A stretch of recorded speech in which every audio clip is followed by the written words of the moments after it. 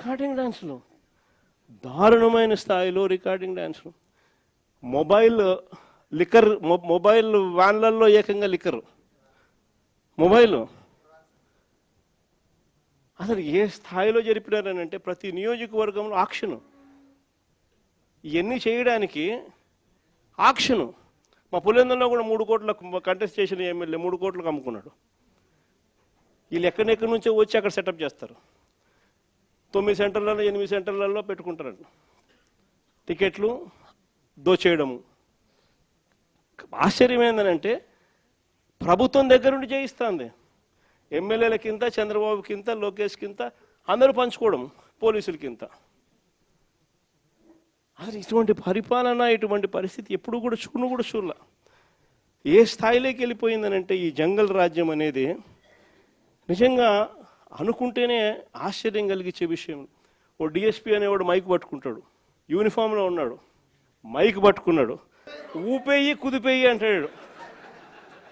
డిఎస్పీనా అసలు ఇది ఏం మనిషి వేయడని చెప్పి అర్థం కావడం అసలు. అంటే భీమవరం మీటింగ్లోనే అసలు ఇది నిజంగా సమాజంలో ఉన్నామా లేమా, అసలు ఏం జరుగుతూ ఉంది? జంగల్ రాజ్యం అంటే ఇది కాకపోతే ఇంక ఏ రాజ్యం ఇది అని చెప్పి ఆశ్చర్యం కలిగించే విషయాలు.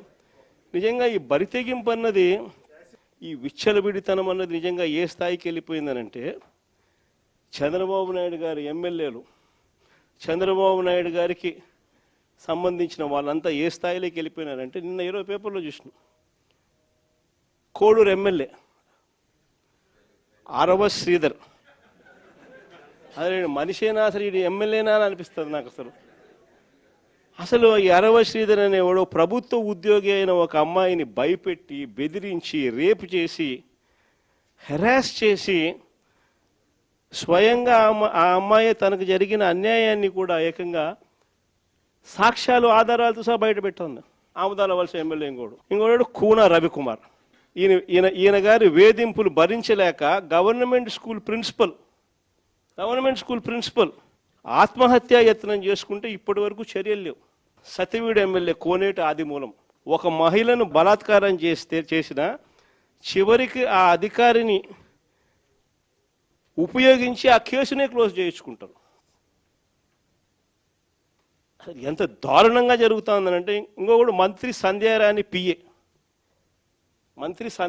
పిఏ ఇంకొకడు తనను లైంగికంగా వేధిస్తున్నాడని మరొక ప్రభుత్వ ఉద్యోగి అయిన మహిళ ఫిర్యాదు చేస్తే అతన్ని వదిలేసి ఫిర్యాదు చేసిన ఆయమను జైల్లో పెడతారు.